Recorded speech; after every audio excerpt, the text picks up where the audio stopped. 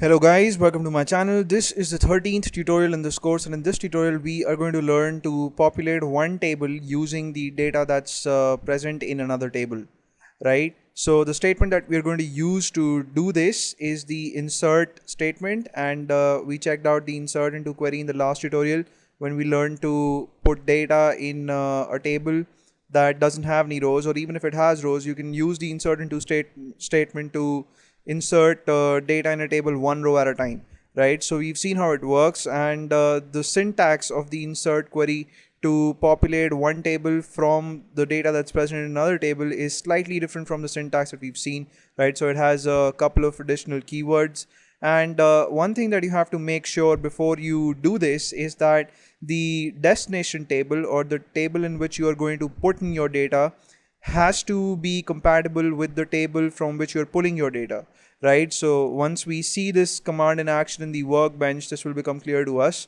right? And the syntax, as you can see, you have to use your keywords insert and into, and then you have to type in your table name, and then you specify the columns if in case you want to put in your data in in a few columns, and not in all the columns.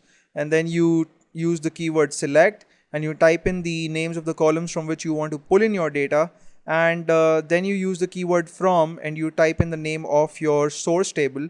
And in case you want to have some where clause, you can mention that too, but this is optional. That's why it's in square brackets, right? So let's see how this works in the MySQL environment. So I've got my MySQL workbench here, and there are a couple of ways in which you can check whether you have any tables in your database or not. The first one is, obviously, you can look into the object browser. You can click on the drop down for your database and then click on the drop down for tables. And as you can see at the moment, I've got two tables in my database. The first table is the EMP underscore info table that I created just for the sake of this tutorial. And the second one is the employee table that we created some tutorials ago when we learned the create table statement, right? So the structure of the EMP underscore info table and the employee table is absolutely same. And there's one command that I want to discuss that's got nothing to do with this tutorial. And I should have told you guys the statement, some tutorials ago actually, but I just missed it. So the command is show tables, and I mentioned it, but I didn't execute it and show you guys what it does. So when you execute this command, you see all the tables that you have in your database. So in the results set, I see that at the moment I have EMP underscore info table and the employee table, right? So that's all it does.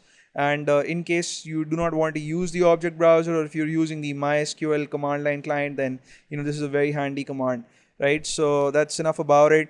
Now I'll show you guys the structure of both the tables so that you can see that the two tables are mutually compatible. So to see the structure, I'll obviously use the DESC command. So we'll first see the structure of employee, right? Because this is going to be our source table, and it has four fields: ID, name, DOB, and email.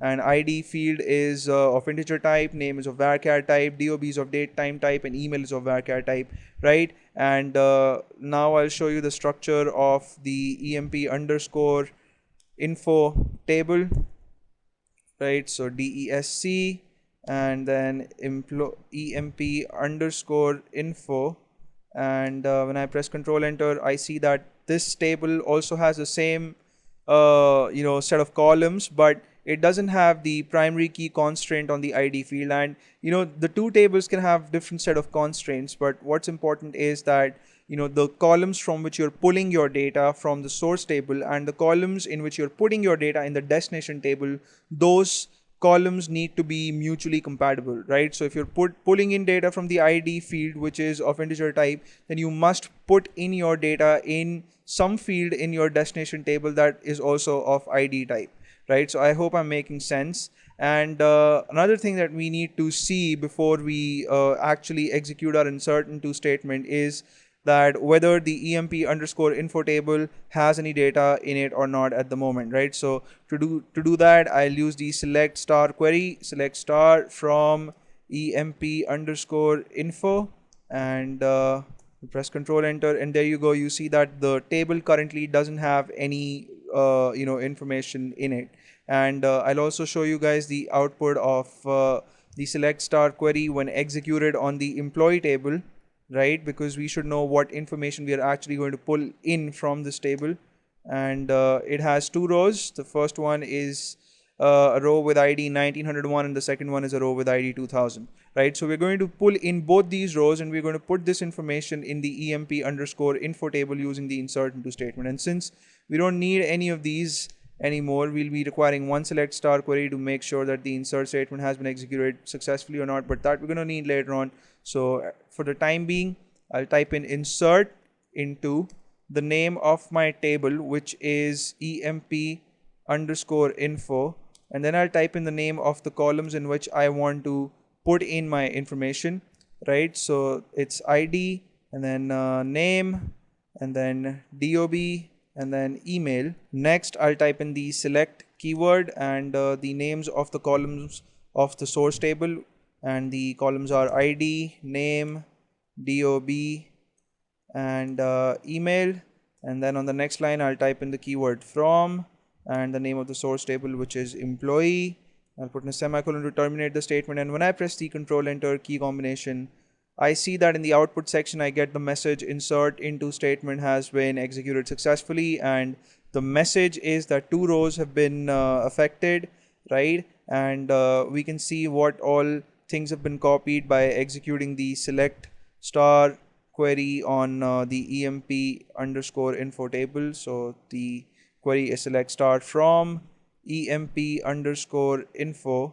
We put in a semicolon to terminate the statement, and when I press the control enter key combination, I see that in the results set I get that the emp underscore info table now has two rows. So that's it for now. Thank you so much for watching this tutorial. I'll see you guys in the next one. Please subscribe to my channel in case you haven't already, and take care.